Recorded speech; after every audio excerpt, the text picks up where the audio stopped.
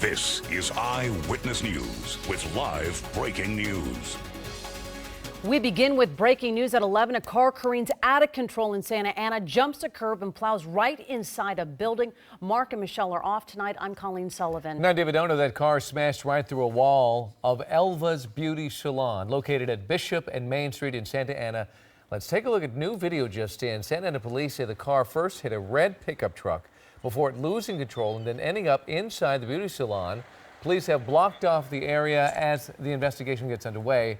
That white Lexus is still inside the salon, and we do not know the condition of the driver and any passengers in that Lexus. If we get any new information, we'll bring that to you. In the meantime, other news now. According to CNN, there is a non-specific, unsubstantiated holiday terror threat against New York, Washington, D.C., and Los Angeles. But local law enforcement says no additional measures are needed at Grand Park in downtown L.A., where security will be tight for tomorrow night's big New Year's Eve party.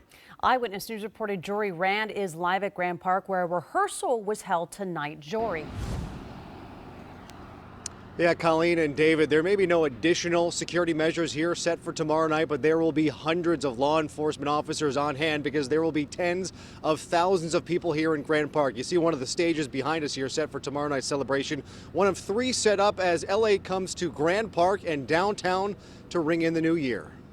City Hall came alive tonight in a preview of what New Year's Eve revelers will see tomorrow night in downtown LA. We were just having dinner down the road and saw the lights. We walked up here. What do you think? It's beautiful. It's exciting. This will be the third year Grand Park has hosted the countdown. Organizers envision it as the West Coast's version of Times Square, with more than 50,000 people expected to attend.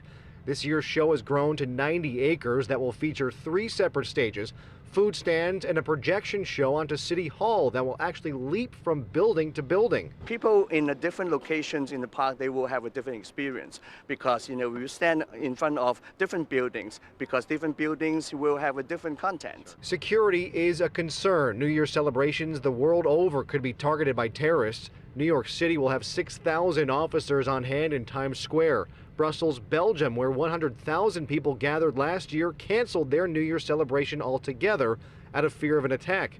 Here in LA, with a crowd as big as a Dodgers sellout crammed into a 3-square-block area, the LAPD's elite metropolitan division will be on maximum deployment with an increased presence from the LAPD and Sheriff's Department. We added pat-downs and warnings of every individual coming into the event in our security checkpoints. No security concerns for the Choi family from Arcadia, who figured the kids just wouldn't make it to midnight tomorrow. The kids will not be able to make it for the countdown, so this is the only opportunity. I've been up to 2 o'clock before. Okay, Chloe. So they brought their blankets for an exclusive show tonight. I think it's amazing.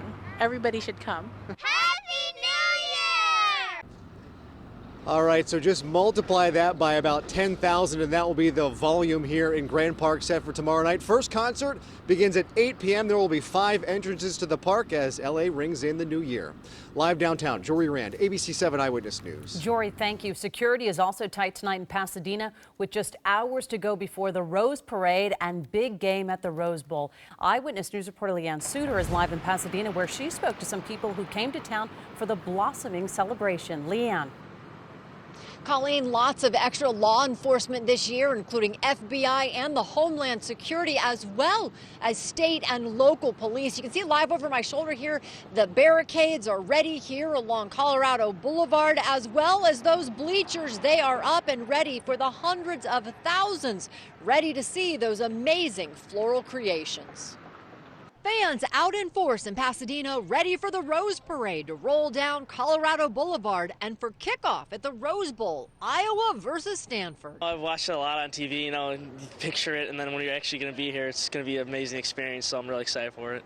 Last time I came here, I was 12. I just loved it, like the giant floats with all the flowers and stuff, so I really am excited to see it again.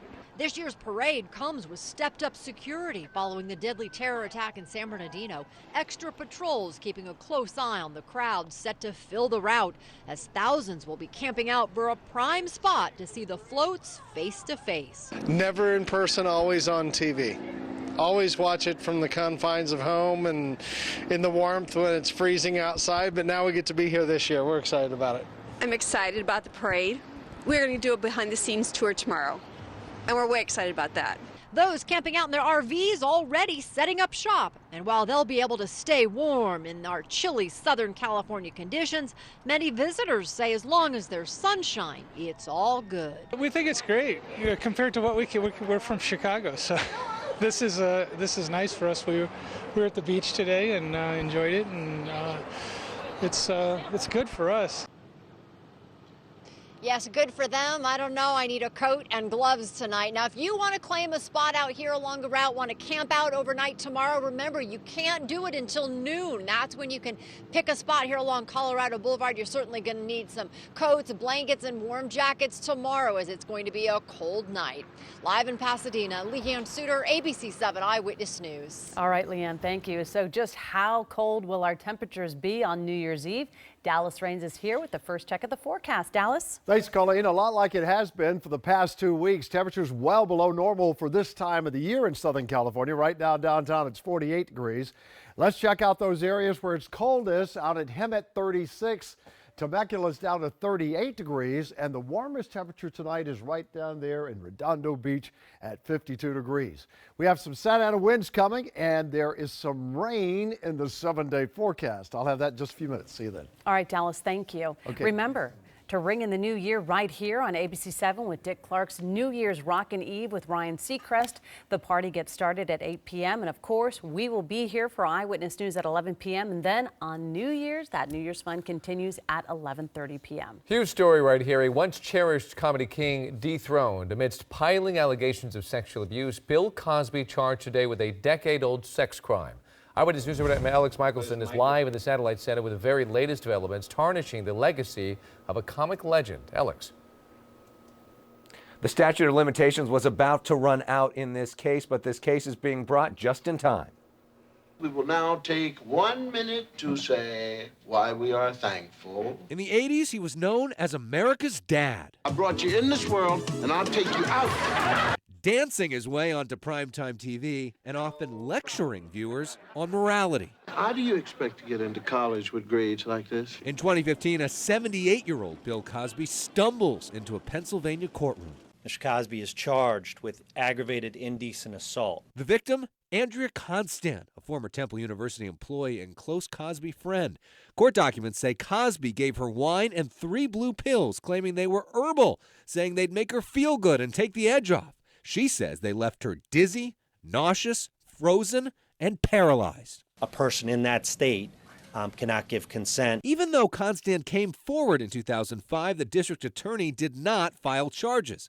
At the time, Cosby settled a civil lawsuit. Clearly now they believe they have new evidence and new ammunition that they think can convict Bill Cosby.